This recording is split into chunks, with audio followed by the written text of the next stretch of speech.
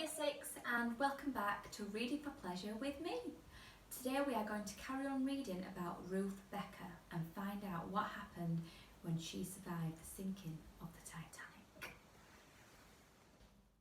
So we left the story yesterday where Ruth had ended up in a different lifeboat to her mum, her sister and her brother, and as the lifeboat was being lowered into the ocean, there was another lifeboat above it being lowered down as well, and unless something was done immediately, it was going to smash on top of Ruth's lifeboat.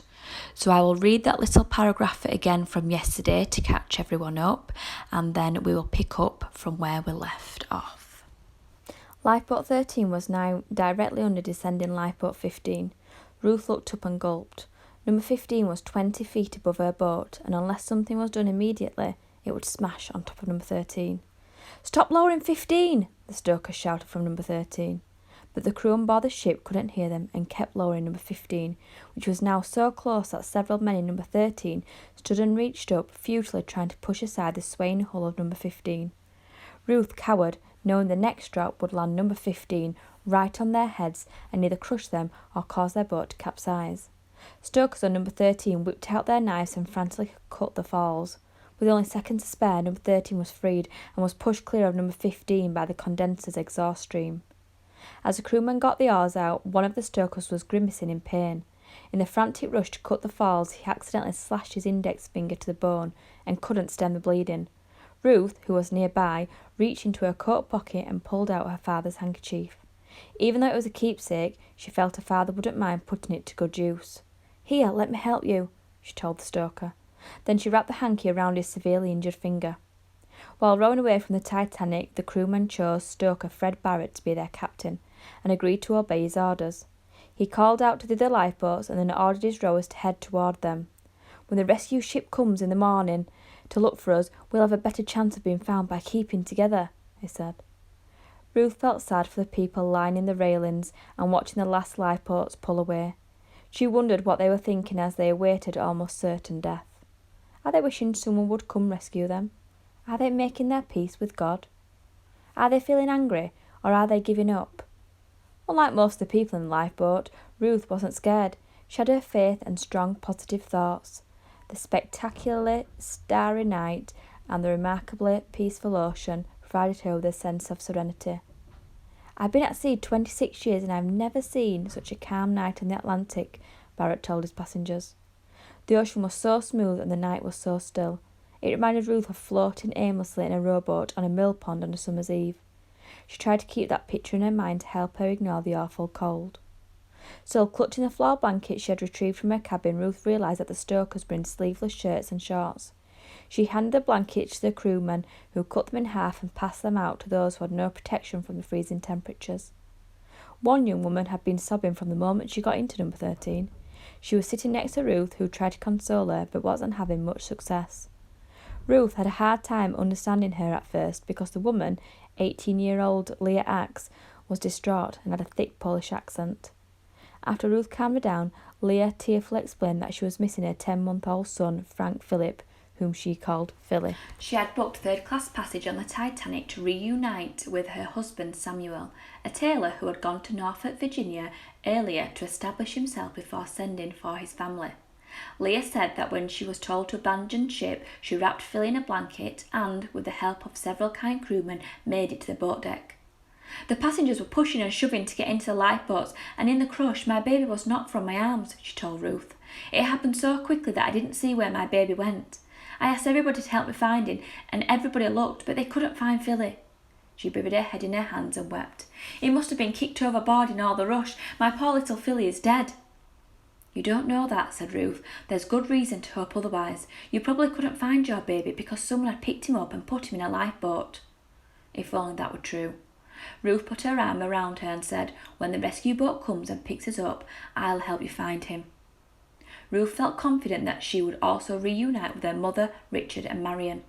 Everyone just needed to make it through the teeth-chattering night. She had given up the blankets, so all she had to keep warm was the coat over her nightclothes, and that wasn't doing the job. Every bone in her body ached from the cold. It hurt to move her frozen joints. Off and on Leah sobbed. During one outburst, she wailed, "I've lost everything. My precious Philly and all I owned. I have no money. Samuel sent me all the money he had for me to buy passage to America, and now we must start over, if that's even possible. Oh, Philly." "You must keep believing that Philly is alive," Ruth stressed. "Have faith." Ruth kept peering into the darkness, searching for the first sign of lights from the rescue ship. Shortly before dawn, Barrett shouted, "I see 2 lights above the horizon! It's the Carpathia! Swing the boat toward her and row hard!" As number 13 headed toward the ship, Barrett bellowed, "Let's sing, boys!" The stokers broke out into a loud and happy rendition of the maritime tune, "Row to the Shore, Sailors." Ruth hugged Leah and said, "Isn't this great? We'll be on board in no time, and then we'll find your baby." "Oh, I hope you're right, but what if he's not there? What if—" "Don't think like that. He has to be in one of the lifeboats." When it was number 13's turn to row to the Carpathia and unload, crew members from the ship lowered a bosun chair so they could hoist Ruth and those who couldn't climb the Jacob's ladder. She sat in the chair, but her fingers were so numb that she couldn't hold onto the ropes. Barrett had to tie her hands to the ropes before she was pulled up to the deck. An officer who was greeting each survivor as he or she was brought aboard handed Ruth a blanket and said, "Would you like some hot coffee and a brandy to warm you up?" As cold as she was, Ruth declined. She had never tasted either drink and didn't think her stomach could handle it. After getting her numb feet and legs to move properly, Ruth went with Leah in search of Philly. Survivors who had arrived earlier from other lifeboats were scattered in different parts of the ship. Most were still in a daze or overcome with emotion. Some were being treated by one of the 3 doctors on board or were consuming warm food and drinks. Others had already fallen asleep in lounges and dining rooms or in cabins that sympathetic passengers shared with them. "What was Philly wearing?" Ruth asked Leah. "He was in blue nightwear and a scarf," she replied. "I remember that when Philly and I went on deck, this nice woman of means took off her white silk scarf and wrapped it around his head. They stopped people and asked if they knew of anyone with an infant. What few babies Ruth and Leah saw were not Philly." Leah was getting more frantic with each passing hour. There was still no word, no sign that Philly had been rescued. While helping Leah, Ruth also was looking for her own family.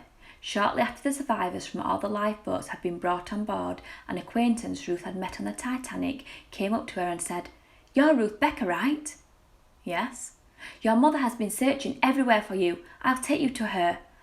"Oh, thank heaven." Turning to Leah, Ruth said, "I must see my family." She had left Leah, who was all but convinced that her baby had perished. Minutes later, Nellie was smothering Ruth in hugs and kisses. "I was so afraid you didn't make it into one of the other lifeboats," Nellie said, refusing to let go of Ruth. "I cried all night, sick from worry." "I'm fine, Mama. I'm so happy that we're all safe." "Every time I think about the last few hours," Nellie began sobbing. Meanwhile, Leah continued her frantic search until she heard her baby's cry. Leah shrieked because her mother knows the sound of her baby, and that was Philly's cry. She raced over to the woman who was holding the infant. He was still in his nightwear and had the same white silk scarf covering his head. When he saw his mother, he reached out for her. "That's my baby," Leah declared. The woman clasped him closer to her chest and said, "How do I know he's yours?"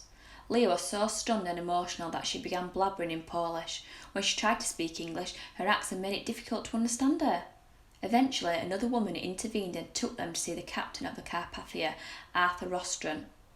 The woman holding the baby told him that she was in lifeboat 11, and as it was being lowered over the side of the ship, a crewman tossed a bundle to her.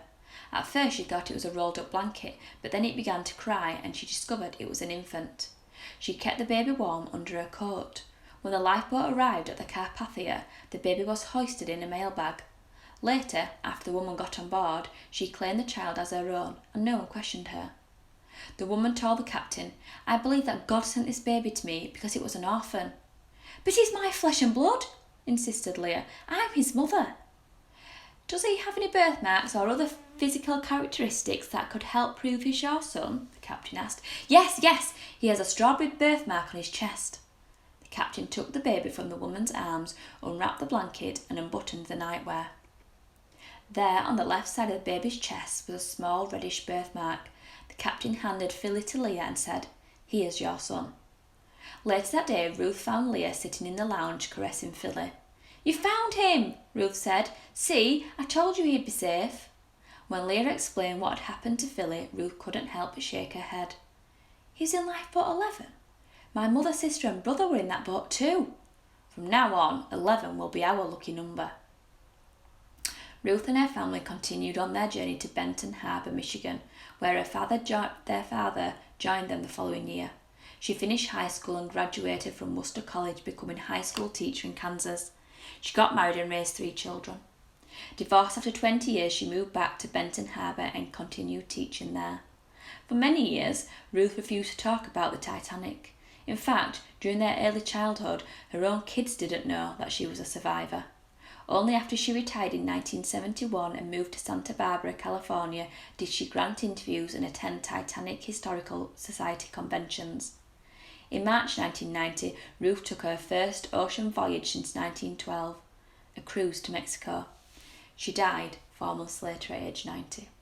She was survived by 2 children, 8 grandchildren and 14 great-grandchildren. Her ashes were scattered over the wreck of the Titanic.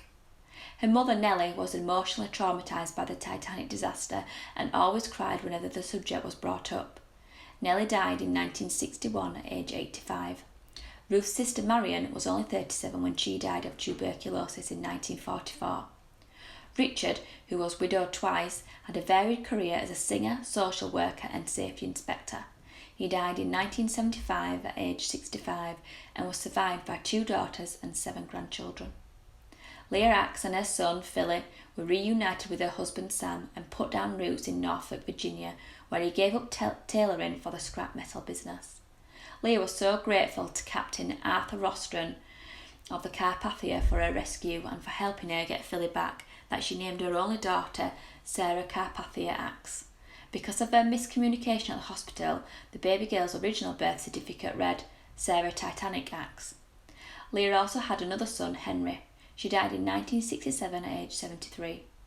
Frank Philip Philly Axe became known as a Titanic baby in the press. When he was still a teenager, he joined his father's scrap metal business, which he eventually took over.